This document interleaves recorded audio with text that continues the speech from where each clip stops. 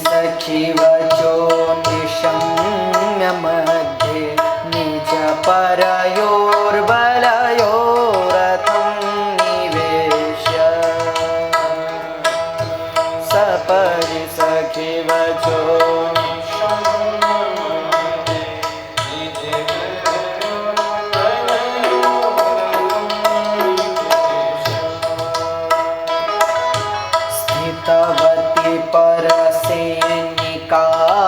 रक्षणा ऋतवती पार्थ सखेरतिर्ममस्तु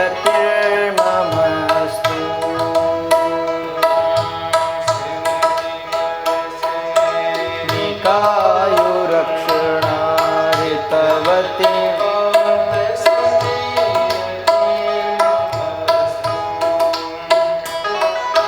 व्यवहित पृतनामुखं स्वनीक्ष्य स्वजनवधा द्विमुखस्य दोषबुद्ध्या कुमतिमरदात्मविद्यया यश्चरणरति परमस्य तस्य मेस्तु स्वनिगममपहाय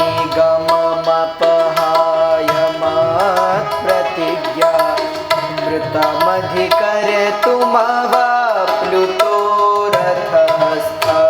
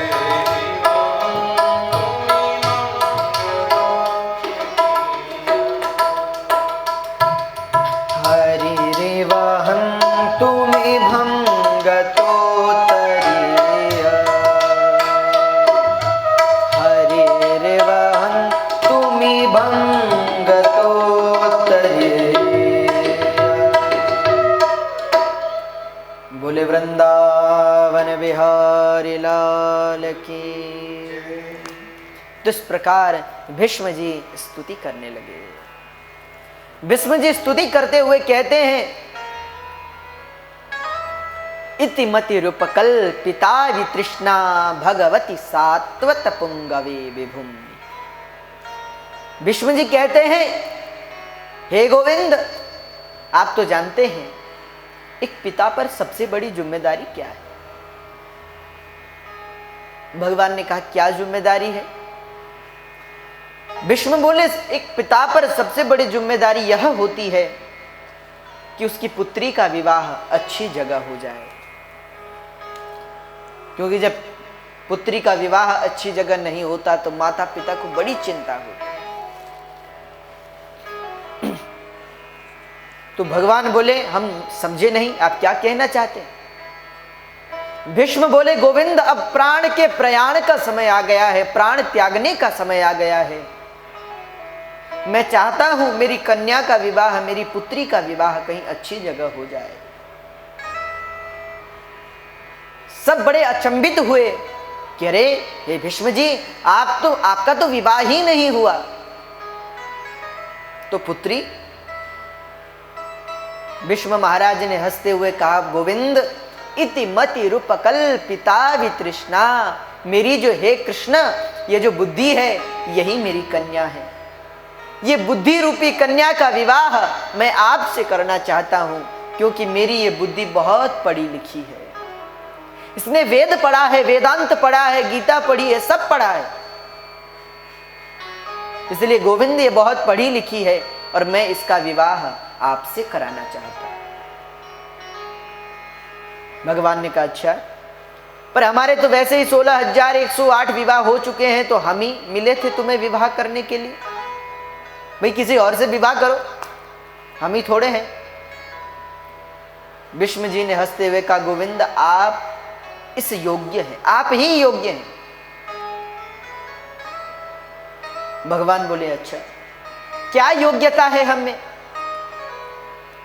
देखो, भीष्म ने कहा अगर कहीं अपनी पुत्री का विवाह करना हो तो कुछ चीजें देखी जाती हैं कि वर पक्ष कैसा है, वर कैसा है। भगवान बोले क्या देखी जाती हैं? तो भीष्म ने कहा गोविंद देखो, सबसे पहले देखा जाता है कि जो वर है वो दिखने में कैसा है। सबसे पहले जो दिखेगा वही बात है, तो दिखने में कैसा है? भगवान बोले, तो भीष्म ने कहा गोविंद आप जैसा सुंदर और कौन होगा? अरे त्रिभुवन कमलम तमाल वर्णम, जैसे सरोवर में कमल की शोभा होती है हे गोविंद, वैसी इस त्रिभुवन में आपसे सुंदर और कौन है? तो त्रिभुवन कमलम तमाल वर्णम, आपने तमाल का वृक्ष देखा होगा, तमाल के वृक्ष के समान आपका वर्ण है, श्याम वर्ण। रवि कर गोर वरांबरम दधाने, करोड़ों सूर्यों जैसा चमकने वाला आपका दिव्य तेज और पीतांबर। हे गोविंद आपसे सुंदर और कौन होगा? विजय सखे रति रस्तु में नवद्या, हे विजय के मित्र मेरी आप में रति हो जाए। भगवान बोले कोई बहुत सुंदर है और स्वभाव अच्छा नहीं है तो भाई स्वभाव भी तो अच्छा होना चाहिए, दिखने से ही क्या होता है? भीष्म बोले गोविंद आपका तो स्वभाव भी बहुत अच्छा है। भगवान ने कहा कैसे? तो भीष्म बोले युधितुरगरजो विधुम्र विश्वकचलुलित श्रम वार्यलंकृताश्ये मम निशित सरैर्विविद्यमानः त्वचि विलसत्कवचेस्तु कृष्ण आत्मा। हे गोविंद आप जैसा दयालु भी कौन होगा? आप कहते हैं कि दयावान भी होना चाहिए, तो आप जैसा दयालु और कौन होगा? आप जैसा विनयशील और कौन होगा? भगवान बोले क्यों? तो भीष्म ने कहा वो इसलिए क्योंकि युधि तुरगरजो विधुम्र विश्वक, आप द्वारिका नाथ हैं, त्रिभुवन पति हैं, वैकुंठ के अधिपति हैं। और हे गोविंद आप अर्जुन का रथ चलाते हैं, रथ चलाने के परिश्रम के कारण जिनके मुख पर प्रश्वेत के बिंदु लग गए हैं। भीष्म ने कहा मेरे मारे गए बाणों से जिनके कवच और कुंडल छेदे गए हैं, जब मैंने अर्जुन से युद्ध किया होगा, अगर 10 बाण अर्जुन को मारे होंगे तो एक आपको भी लगा होगा। कई बार मैंने आपके कवच कुंडल को भी भेदा होगा, पर गोविंद आप उसको छोड़कर, उसका स्मरण ना कर कर मुझ पर कृपा कर रहे हैं और अंतकाल में मुझे दर्शन देने आए हैं। हे गोविंद आपसे दयालु और कौन है? भगवान बोले चलो सुंदर भी हैं, दयालु भी हैं, और अगर बल नहीं है तो भाई सुंदर भी है, दयालु भी है और शक्ति नहीं है तो शक्ति भी होनी चाहिए, बल भी होना चाहिए। इतना सुनते ही भीष्म ने कहा गोविंद आप में और शक्ति सपदि सखी वचो निशम्य मध्ये निज परयोर बलयोरथम निवेश्य स्थितवती परसेनिकायुरक्षणा ऋतवती पार्थ सखेरतिर्ममस्तु। अरे आप बल की बात करते हैं, अगर आप चाहें तो ब्रिकुटी विलास सृष्टि लय होई, ब्रिकुटी मात्र से सृष्टि का संहार कर सकते हैं। संकल्प मात्र से जो ब्रह्मांड की रचना कर दें और संकल्प मात्र से उस ब्रह्मांड का नाश कर दें, तो आपसे बड़ी शक्ति और किसमें होगी? अच्छा बड़ी विचित्र बात है, भक्त लोग भगवान किसी शक्ति पर विश्वास करते हैं, उनमें शक्ति होती नहीं। आप कभी कथा पढ़िएगा रामचरितमानस में, जब स्वयंवर हुआ, सीता स्वयंवर, तो उसमें बड़े बड़े राजा आए थे। जब कोई धनुष को ना उठा सका तो जनक ने कहा कि कोपि वीरौस्ति भूमौ न, आनंद रामायण में कहते हैं कोपि वीरोस्ति भूमौ न, जनक ने कहा वीर विहीन मही में जानी। भूमि वीर विहीन हो गई है, धरती पर कोई बलवान नहीं रहा।